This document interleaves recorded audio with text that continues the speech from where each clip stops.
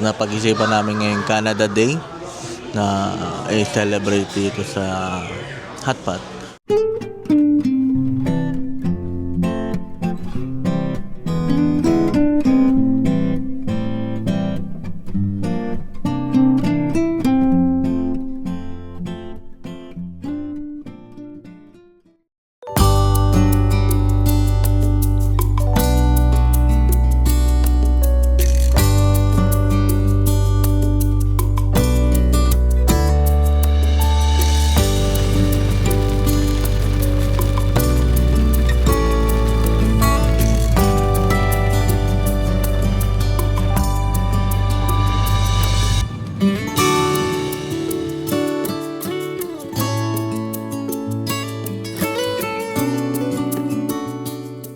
Napag-isipan namin ngayong Canada Day na i-celebrate dito sa Hotpot.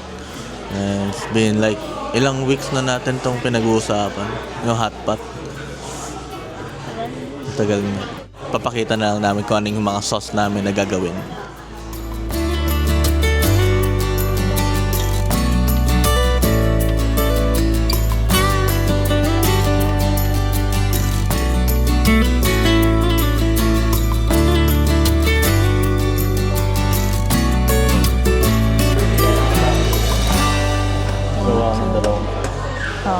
Gawa daw siya dalawa. Tapos kukuha ako ng chili oil.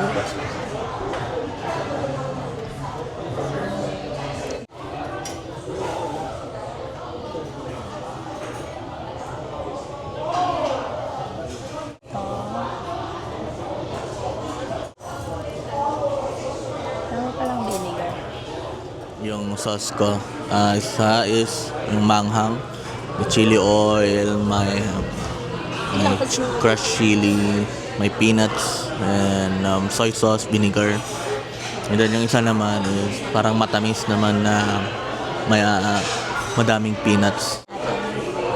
Kinuha namin parehas yung tom yum soup kasi masarap yung tom yum soup. Thank you.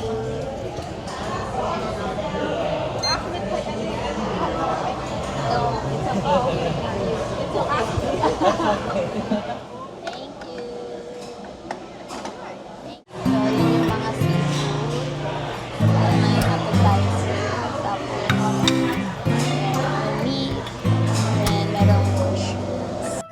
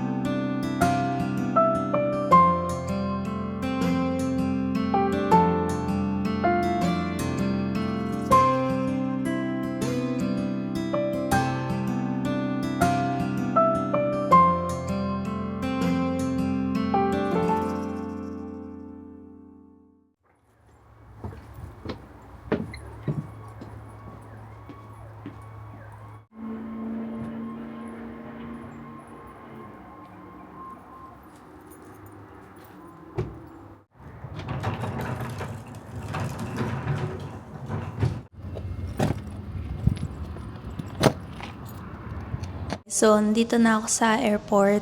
Bali time check, 1:03 PM na ngayon. And hindi pa rin ako natatawagan. So, bali mga 2 hours na lang and tapos na ako dito kung di ako matawagan today. 3:10 PM na ngayon. So, hindi na ako natawagan. So, tapos na yung airport standby ko ng 10 AM to 3 PM. So, ngayon pwede na akong umuwi. Akala ko talaga nung lumabas ako, uulan or umuulan. Hindi pa pala. So grabe, sobrang init ngayon. Tinanggal ko na yung blazer ko, tsaka meron pa akong jacket na isa dyan.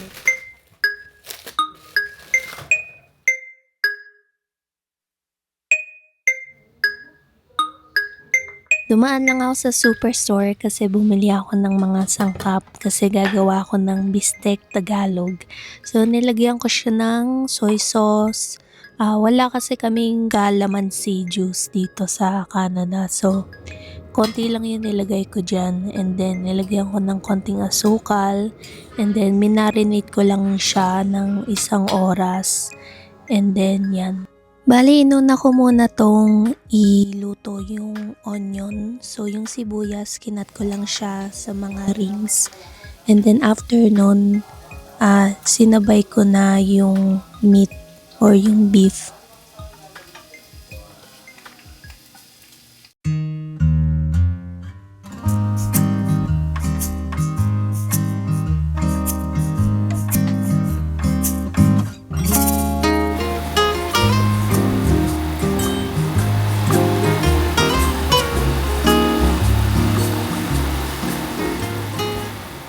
So, nandito na ako sa airport. Day 4 pa lang ngayon ng reserve or ng on-call ko and natawagan ako para mag-work.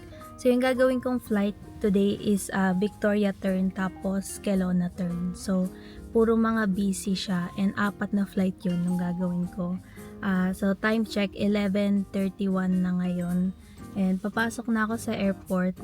Nabalitaan namin na sira daw kasi yung regular na NPS o yung mga employee access na security namin sa loob. So, kailangan naming dumaan dun sa normal security kung saan pumapasok yung mga tao.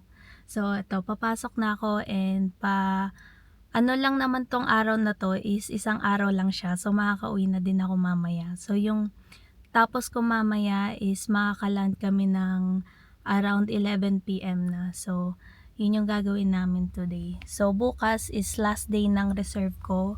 And di na nila ako pwede tawagan until 10 a.m. or 11 a.m. bukas.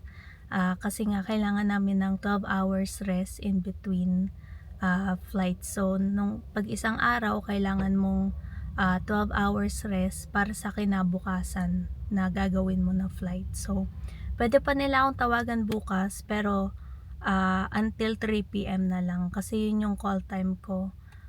Pwede nila akong tawagan from 11 a.m. to 3 p.m. So, pag wala nang tawag doon, okay na ako. Tapos na ako ng reserve. And then, tapos na itong block ng reserve na to ng 5 araw.